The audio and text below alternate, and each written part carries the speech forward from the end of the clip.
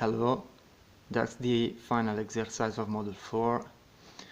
As you see, I already launched the program, and the program is blink button.py. At the start, the eprint, let's start, press Ctrl+C to exit. Okay. Then let's take a look to the circuit.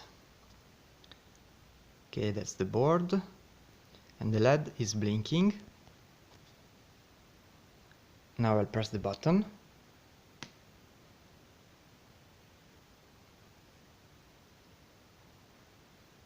And the LED is high. I release the button, blinking,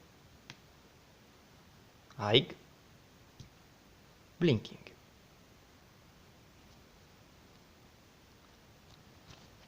Now, typing Ctrl+C, I exit.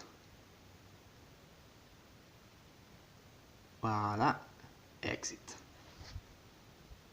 And the LED is off.